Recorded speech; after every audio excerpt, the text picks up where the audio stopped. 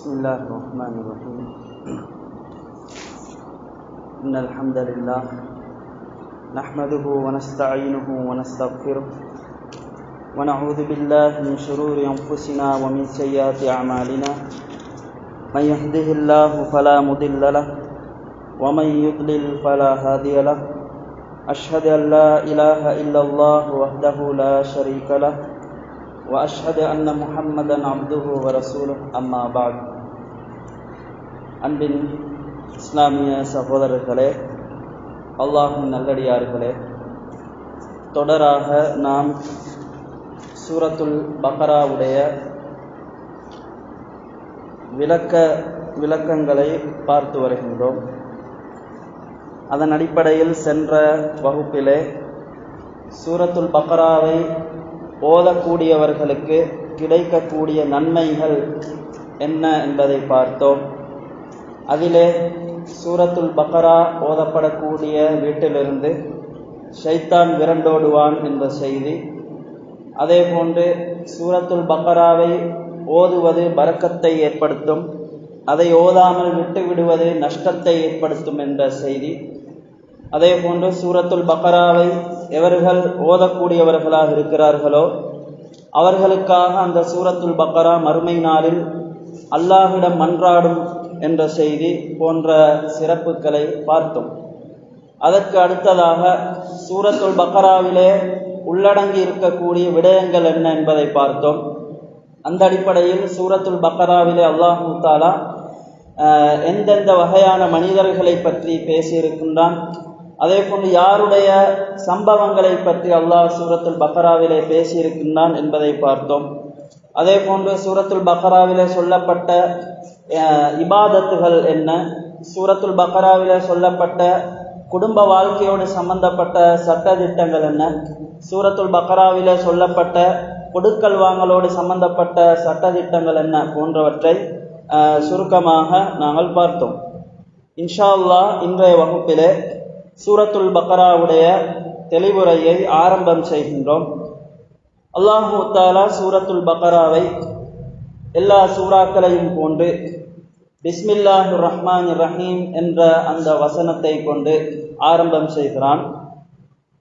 பிஸ்மில்லாஹிர் ரஹ்மானிர் ரஹீம் என்ற இந்த வாசகம் அது சொல்லக்கூடிய விளக்கம் என்னவென்று சொன்னால், அல்லாஹ்வின் பெயரை கொண்டு உதவி தேடியவனாக, அல்லாஹ்வின் பெயரை கொண்டு பரக்கத்து தேடியவனாக நான் இந்த செயலை ஆரம்பிக்கின்றேன். இதுதான் பிஸ்மில்லாஹிர் ரஹ்மானிர் ரஹீம் என்ற இந்த வாக்கியம் உள்ளடக்கி இருக்கக்கூடிய விளக்கமாக இருக்கின்றது.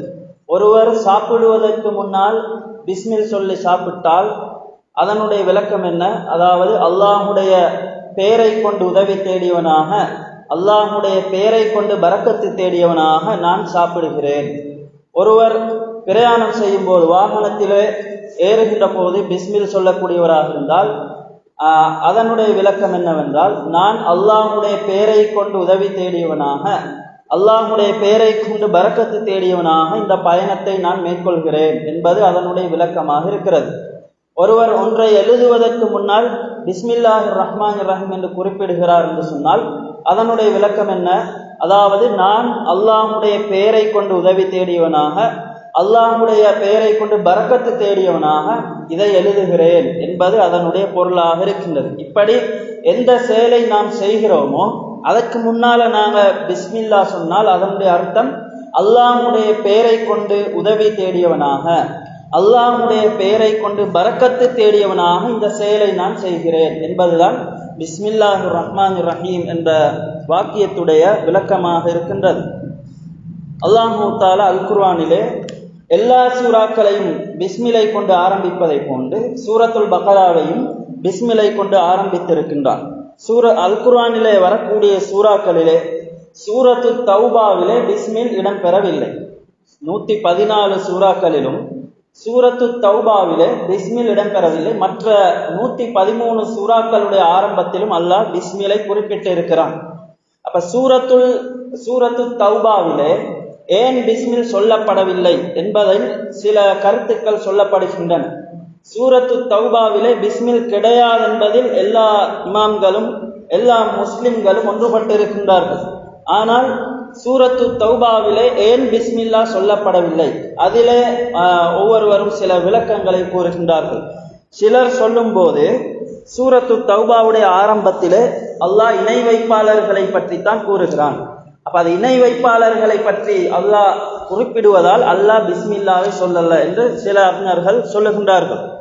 இன்னும் சிலர் சொல்லும் போது சூரத்து தௌபாவுக்கு முன்னால் உள்ள சூரா, அதாவது சூரத்துல் அன்பால், அந்த சூறாவும் சூரத்து தௌபாவும் ஒரே சூறா தான், ரெண்டும் ஒரே சூறா தான், அதனால் அதுக்கு பிஸ்மில் வரல என்று சிலர் சொல்கின்றார்கள்.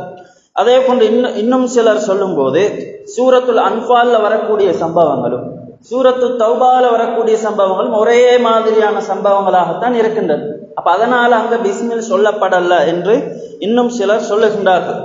அப்ப இந்த விளக்கங்களிலே சரியான கருத்து, சரியான விளக்கம் என்னவென்று சொன்னால், அதாவது ஜிப்ரீல் அலைஹிஸ்ஸலாம் அவர்கள் இந்த சூறாவை கொண்டு வருகின்ற போது பிஸ்மில்லாவை சேர்த்து கொண்டு வரவில்லை.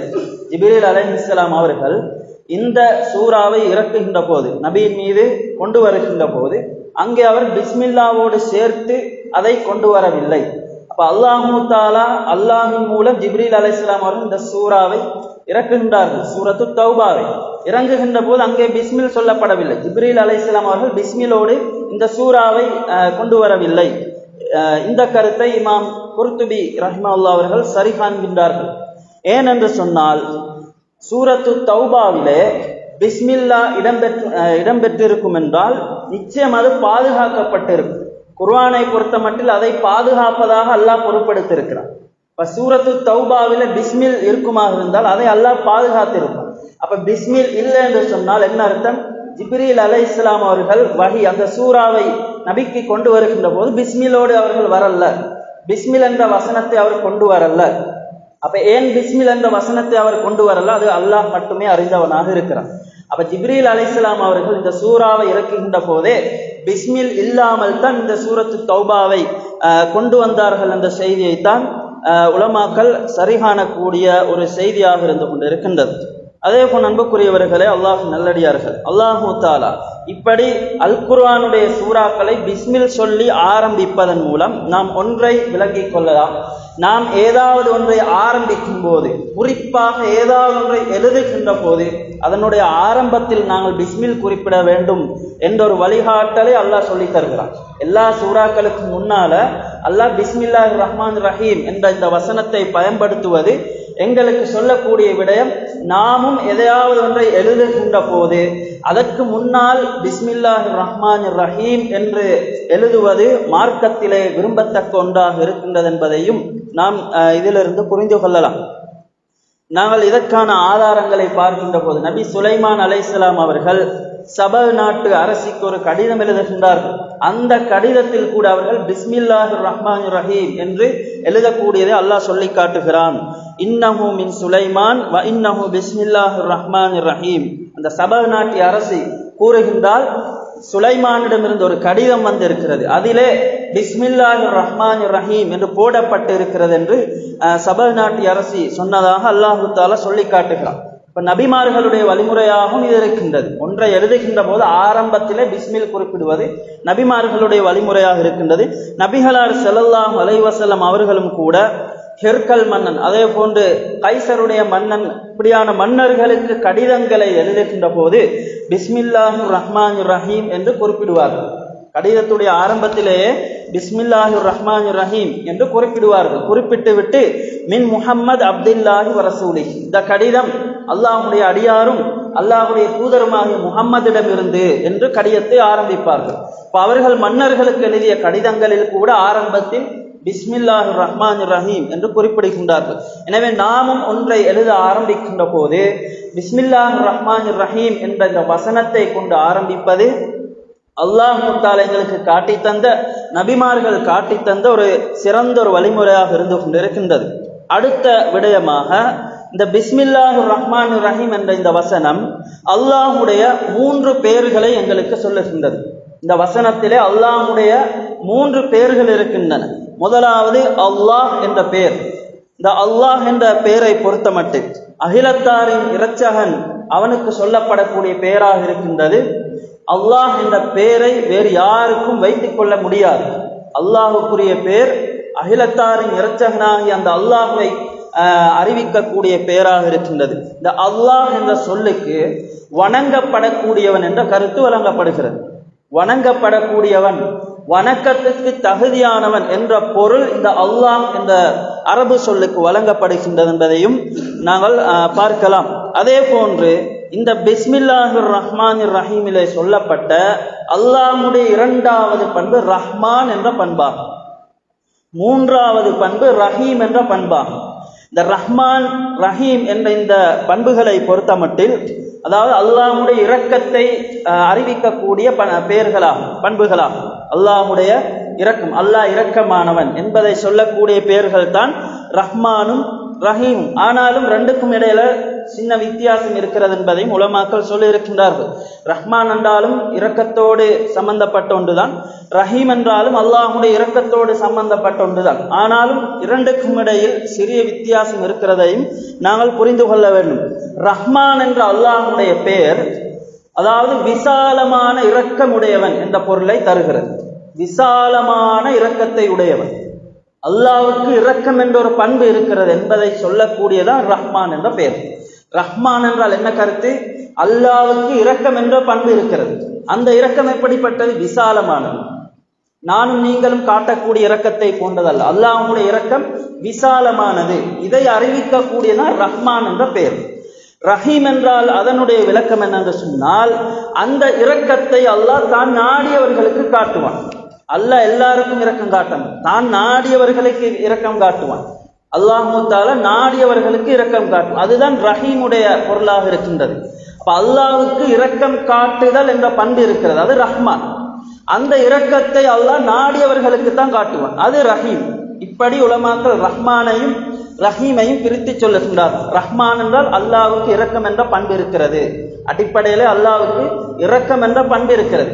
ரஹீம் என்றால் என்ன அர்த்தம்? அந்த அன்பை, அந்த இரக்கத்தை அல்லாஹ் நாடியவர்களுக்கு செலுத்துவான். அதுதான் ரஹீமுடைய அர்த்தமாக இருக்கிறது என்பதை இஸ்லாமிய அறிஞர்கள், இமாம்கள் சொல்லுகின்றார்கள். பிஸ்மில்லாஹிர் ரஹ்மானிர் ரஹீம் என்ற இந்த வசனத்தின் பின்னால் சூரத்துல் பக்ராவுடைய முதலாவது வசனம் அலிஃப் லாம் மீம் என்று ஆரம்பமாகின்றது. அதனை நாங்கள் அலிஃப் லாம் மீம் என்று அந்த எழுத்து முறைப்படிதான் அதனை நாங்கள் உச்சரிக்க வேண்டும். அதற்கு மாற்றமாக அலம் என்று நாங்கள் உச்சரிக்க முடியாது, ஓத முடியாது. அந்த எழுத்தை தான் நாங்கள் மொழி வேண்டும். அலிஃப் லாம் மீம் என்றுதான் நாங்கள் அந்த வசனத்தை மொழியக்கூடியவர்களாக இருக்க வேண்டும்.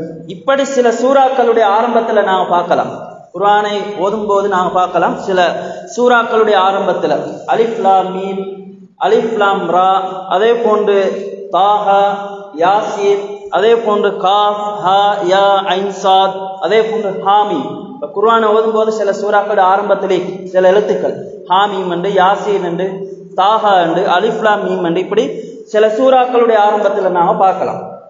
கிட்டத்தட்ட 29 சூறாக்கள் ஆரம்பத்தில் இப்படி வருது. ஒன்று அலிஃப் லாம் மீம் அல்லது அலிஃப் லாம் ரா அல்லது அலிஃப் லாம் மீம் சாத், இப்படி வரக்கூடிய ஒன்றை நாங்கள் குர்ஆன்ல பார்க்கலாம். அப்ப இதை ஏன் அல்லாஹ் தஆலா இந்த எழுத்துக்களை சொல்லுகிறான்? இதற்கு அரபியில அல் ஹுரூஃபுல் முகத்தா என்று சொல்லப்படுகிறது. அல் ஹுரூஃபுல் முகத்தா என்று அரபியில சொல்லப்படுகிறது. இந்த அலிஃப் லாம் மீம், அலிஃப் லாம் மீம் ரா இப்படியான இந்த எழுத்துக்களுக்கு இப்போ உலமாக்கள் சொல்லுகின்றார்கள், அதாவது அவர்களுக்கு இடையில சில கருத்துக்கள் சொல்லப்பட்டு இருக்கின்றன. இதனுடைய அர்த்தம் என்ன? அலிஃப் லாம் மீம் என்ற என்ன, யாசீன் என்ற என்ன, ஹாமீம் என்ற என்ன, தாஹா என்ற என்ன, இப்படி அவர்கள் சில விளக்கங்களை சொல்லியிருக்கின்றார்கள். கிட்டத்தட்ட அவர்களால் சொல்லப்பட்ட 4 வகையான கருத்துக்கள் இருக்கின்றன.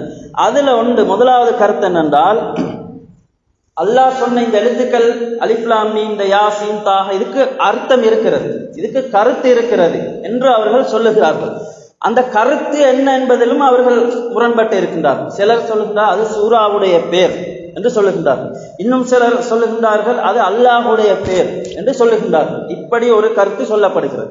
இரண்டாவது கருத்து என்னன்னு சொன்னா, இது வெறுமனே அரபு எழுத்து தான், இதுக்கு கருத்து இல்லை. சில உலமாக்கள் எப்படி சொல்றாங்க, இந்த அலிஃப் லாம் மீம், இந்த யாசீன், தாஹா இதெல்லாம் வெறுமனே அரபு எழுத்து, இதுக்கு கருத்து இல்லை. ஏனென்றால் குர்ஆன் மக்களுக்கு தெளிவான முறையில இறக்கப்பட்டீங்க. அப்ப கருத்து இல்லாத, கருத்து தெளிவில்லாத ஒன்று அல்லாஹ் இறக்க மாட்டான். அப்ப இதுக்கு கருத்து இல்லை என்று சில உலமாக்கள் சொல்லுகின்றார்கள். இந்த கருத்தை சவுதி நாட்டை சேர்ந்த ஷேக் இப்னு உஸைமீன் ரஹ்மத்துல்லாஹி அவர்கள் சரி கண்டு இருக்கின்றார்கள். மூன்றாவது ஒரு கருத்து சொல்லப்படுகிறது, அதாவது இந்த அலிஃப் லாம் மீம், இந்த யாசீன், தாஹா இதுக்கு கருத்து இருக்கிறது. அந்த கருத்து அல்லாஹ்வுக்கு மட்டும்தான் தெரியும். இந்த எழுத்துக்களுக்கு கருத்து இருக்கிறது, ஆனால் அந்த கருத்து மனிதர்கள் யாருக்கும் தெரியாது. அதனுடைய கருத்தை அல்லாஹ் மட்டும்தான் அறிந்து வைத்திருக்கிறான் என்று மூணாவது கருத்து சொல்லப்படுகிறது. இந்த கருத்தை சவுதி நாட்டை சேர்ந்த ஷேக் இப்னு பாஸ் ரஹ்மத்துல்லாஹி அவர்கள் சரி கண்டு இருக்கின்றார்கள். நான்காவது ஒரு கருத்து சொல்லப்படுகிறது, தவக்குஃப், அதாவது மௌனமாக இருக்கும். இதுல நாம் ஒன்றையும் பேச மாட்டோம். அதுக்கு கருத்து இருக்குதா கருத்து இல்லையா அல்லாஹ்வுக்கு தெரியுமா மக்களுக்கு தெரியுமா ஒன்றை நாங்கள் பேச மாட்டோம். இதுல நாங்கள் மௌனமாக இருப்போம். இது பத்தி எங்களுக்கு எதுவும் தெரியாது, வெறுமனே அதை நாங்கள் ஓதிட்டு போவோம், அவ்வளவுதான். இது நாலாவதாக சொல்லப்பட்ட கருத்தாக இருக்கின்றது. அப்ப இதுல அதிகமான உலமாக்களால தேர்ந்தெடுக்கப்பட்ட கருத்து மூணாவது கருத்து, அதாவது அதுக்கு கருத்து இருக்கிறது. அல்லாஹ் கருத்து இல்லாம குர்ஆன்ல எந்த ஒன்றையும் இறக்க மாட்டான். அந்த அலிஃப் லாம் மீமாக இருந்தாலும் சரி, யாசீனாக இருந்தாலும் சரி, தாகாவாக இருந்தாலும் சரி, ஹாமீமாக இருந்தாலும் சரி, அதுக்கு கருத்து இருக்கிறது. ஆனா கருத்து அல்லாஹ்வுக்கு மட்டும்தான் தெரியும். இப்ப குர்ஆன்ல கருத்து இல்லாத ஒன்று அல்லாஹ் சொல்ல மாட்டான். அதுக்குரிய கருத்து அல்லாஹ் மட்டும்தான் தெரியும். ஷேக் இப்னு பாஸ் ரஹ்மத்துல்லாஹி அவர்கள் தேர்ந்தெடுத்த கருத்து தான் மிகச்சரியான கருத்தாக இருந்து கொண்டிருக்கின்றது என்பதை நாங்கள் புரிந்து கொள்ளலாம். அதே போன்று நாங்கள் பார்க்கலாம், இந்த யாசீன், தாஹா என்ற இந்த இரண்டு பேர்கள், யாசீன், தாஹா, இதனை சிலர் நபியுடைய பெயராக சொல்லுகின்றார்கள். தாஹா நபி என்று சொல்லக்கூடிய சில அவர்களுடைய கவிதைகளை நாங்கள் பார்க்கலாம், பாடல்களை நாங்கள் பார்க்கலாம். தாஹா நபி என்று சொல்லுவாங்க.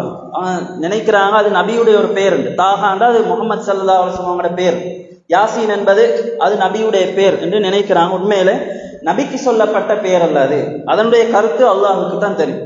நபிக்கு சொல்லப்பட்ட பெயர்கள் தெளிவான ஆதாரபூர்வமான ஹதீஸ்களை வந்து முஹம்மது, அஹ்மத், ஆகிப், ஹாசிர், மாஹி, நபியுர் ரஹ்மா, நபியு தௌபா, இப்படி நபியுடைய பெயர்கள் ஆதாரங்கள்ல வந்து இந்த யாசீனோ அல்லது தாஹா என்ற பெயரோ நபியுடைய பெயர் அல்ல என்பதையும் நாங்கள் தெளிவாக புரிந்து கொள்ள வேண்டும். அப்ப இந்த ஹுரூஃபுல் முகத்தா என்று சொல்லப்படக்கூடிய இந்த யாசீன், அலிஃப் லாம் மீம், அலிஃப் லாம் ரா, இதனுடைய கருத்து அல்லாஹ்வுக்கு மட்டுமே அறியப்பட்டதாக இருக்கின்றது என்பதை நாங்கள் புரிந்து கொள்ள வேண்டும். இன்ஷா அல்லாஹ் அடுத்து வரக்கூடிய வசனங்களுக்கான விளக்கங்களை அடுத்தடுத்த வகுப்புகளில் பார்ப்போம். நாம் எவற்றை கேட்டோமோ அவற்றை எம் வாழ்வில் நடைமுறைப்படுத்துவதற்கு அல்லாஹ் தஆலா எனக்கும் உங்களுக்கும் அருள் செய்வானாக. வல்ஹம்துலில்லாஹி ரப்பில் ஆலமீன்.